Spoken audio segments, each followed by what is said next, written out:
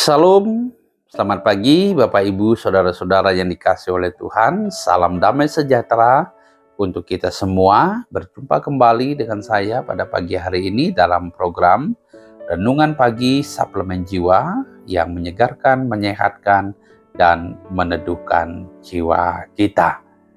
Seperti biasa pada pagi hari ini sebelum kita memulai aktivitas dan pekerjaan kita, saya mau mengajak Bapak Ibu untuk merenungkan kebenaran firman Tuhan yang tentu akan menguatkan kita dan meneguhkan iman kita dalam menghadapi tantangan zaman yang ada di depan kita.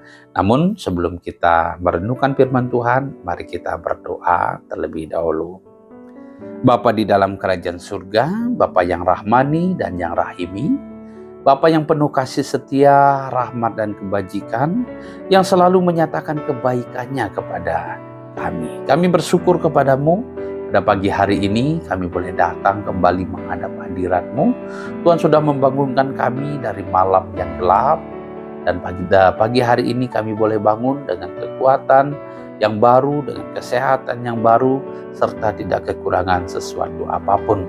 Jikalau ada di antara kami ya Tuhan, bangun dalam keadaan sakit atau dalam keadaan kelemahan fisik, kami berdoa kepadamu, Tuhan kiranya akan menolong dan menyembuhkan kami, sehingga kami dapat beraktivitas sebagaimana mestinya pada hari ini. Namun sebelum kami memulai aktivitas kami hari ini, kami rindu untuk membaca dan merenungkan kebenaran firman-Mu. Oleh karena itu ya Tuhan, kuduskanlah hati, pikiran dan perasaan kami, terangilah hidup kami, supaya firman-Mu membentuk karakter dan keimanan kami, memberikan kekuatan dan juga keteguhan dalam menjalani proses hidup yang di depan kami. Berfirmanlah kepada kami ya Tuhan, kami siap untuk mendengarkannya dalam nama Tuhan Yesus. Amin. Puji Tuhan, Bapak Ibu, Saudara-saudara yang kekasih dalam Tuhan, mari kita bersama-sama membaca dan merenungkan kebenaran firman Tuhan dari surat Ibrani pasal 10 ayat 35 sampai dengan ayat yang ke-36. Sekali lagi saya mau mengajak kita untuk membaca Ibrani pasal 10 ayat 35 sampai dengan ayat yang ke-36. Demikianlah firman Tuhan. Sebab itu janganlah melepaskan kepercayaanmu, karena besar upah yang menantinya. Sebab kamu memerlukan ketekunan, supaya sesudah kamu melakukan kehendak Allah, kamu memperoleh apa yang dijanjikan itu. Demikianlah pembacaan firman Tuhan pada pagi hari ini. Berbahagialah kita yang mendengar firman Tuhan, merenungkan, terlebih melakukannya dalam hidup sehari-hari. Tema kita pada pagi hari ini adalah kita akan menerima upah yang besar. Sekali lagi, tema kita pada pagi hari ini adalah kita akan menerima upah yang besar. Apa yang sedang kita pikirkan ketika kita berbicara tentang upah? Tentu kita akan memikirkan bahwa kita akan menerima upah karena usaha dan jerih payah kita. Karena perjuangan kita melakukan segala sesuatu sehingga kita layak untuk menerima upah. Atau istilah yang dipakai sekarang adalah menerima reward. Saudara-saudara yang dikasihi oleh Tuhan, namun apakah sama upah yang akan kita terima dari Tuhan dengan upah seperti apa yang kita pahami itu? Tentu saudara-saudara yang dikasihi oleh Tuhan, bayangan kita sama, ya, bahwa kita akan menerima upah karena usaha dan perjuangan kita. Namun tidak demikian halnya saudara-saudara. Jadi upah yang akan kita terima dari Tuhan bukan karena usaha dan pekerjaan kita, bukan karena perbuatan baik kita. Namun firman Tuhan akan mengajarkan kepada kita bahwa kita akan menerima upah bukan karena usaha dan pekerjaan kita. Oleh karena itu Bapak Ibu yang dikasihi oleh Tuhan, untuk memahami bagaimana upah itu kita dapat terima dari Tuhan, maka kita akan melihat kembali pada bagian firman Tuhan yang sudah kita baca pada pagi hari ini. Yang pertama, bagaimana supaya kita memperoleh upah yang dijanjikan Tuhan?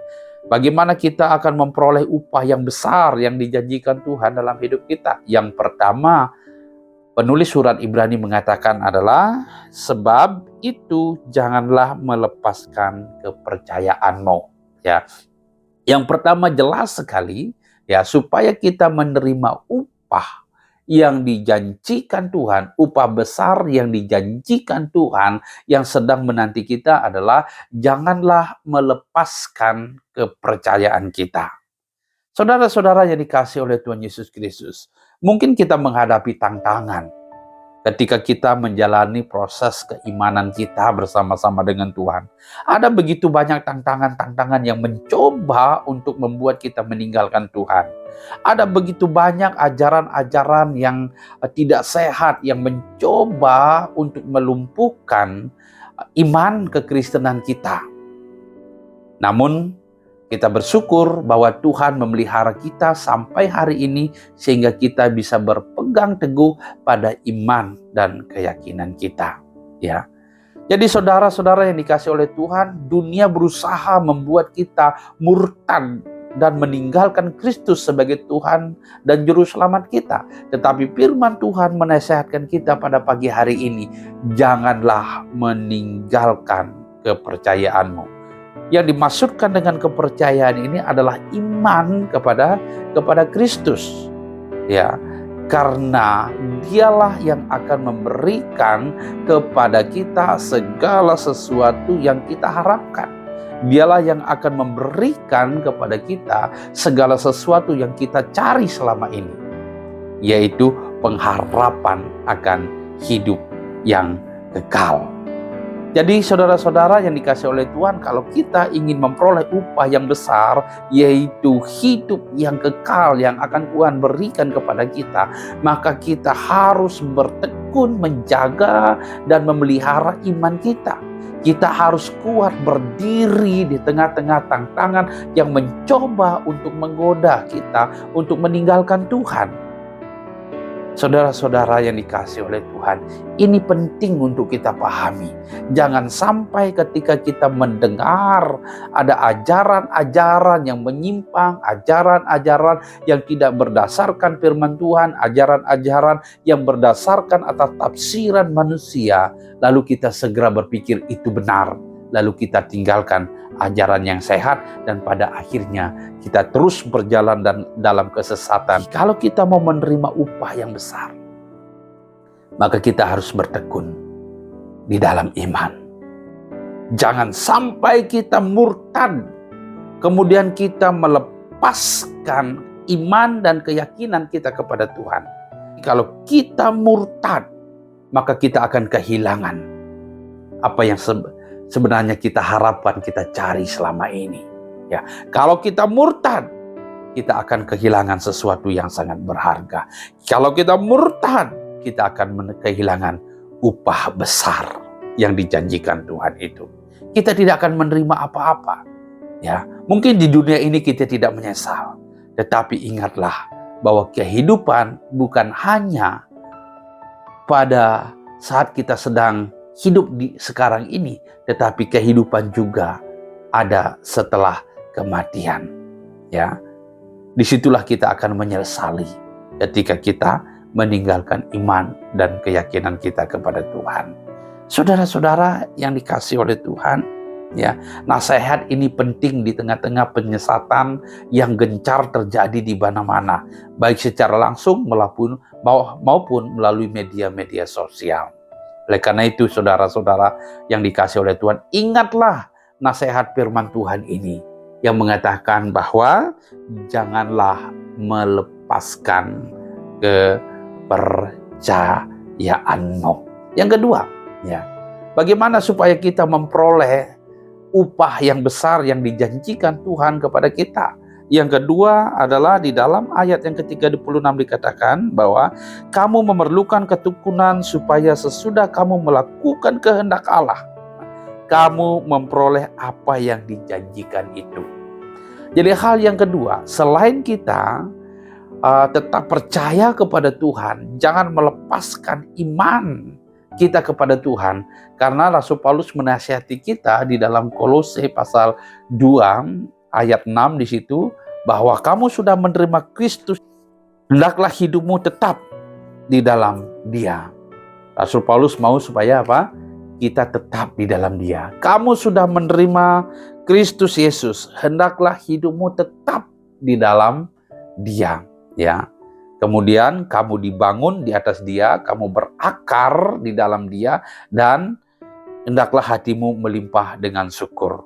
Itu di dalam Kolose pasal 2 ayat 6 sampai dengan ayat yang ke-7. Kemudian Kolose 1 ayat 23 juga jelas mengatakan bahwa janganlah kamu mau digeser dari pengharapan Injil. Hendaklah kamu teguh di dalam iman, ya. Saudara-saudara yang dikasihi oleh Tuhan, ya. Ketika kita teguh dalam iman, kita tidak akan mudah murtad. Namun yang kedua, saudara-saudara yang dikasihi oleh Tuhan, selain kita berusaha untuk memelihara iman dan keyakinan kita agar kita tetap teguh dan kokoh berdiri di tengah-tengah penyesatan yang sedang terjadi. Yang kedua adalah kita bertekun melakukan kehendak Allah. Sekali lagi, bukan hanya sekedar percaya, ya, tetapi juga harus melakukan kehendak Allah. Jadi iman itu harus disertai dengan perbuatan. Kepercayaan kepada Kristus itu harus disertai dengan tindakan. Yakobus mengatakan bahwa iman tanpa perbuatan pada hakikatnya adalah mati. Oleh karena itu, setiap kita yang mengaku percaya kepada Tuhan, yang memiliki keyakinan bahwa kita akan menerima upah yang besar, maka kita akan semakin bertekun untuk melakukan perintah atau kehendak Allah. Ya. Jadi saudara-saudara yang dikasihi oleh Tuhan, ya, ketika kita percaya kepada Tuhan tetapi kita tidak melakukannya, maka kita tidak akan memperoleh apa-apa, ya. Di dalam Injil Matius pasal yang ke-7, ya, saya akan mengajak kita untuk membaca Injil Matius pasal yang ke-7 ayat yang ke-21.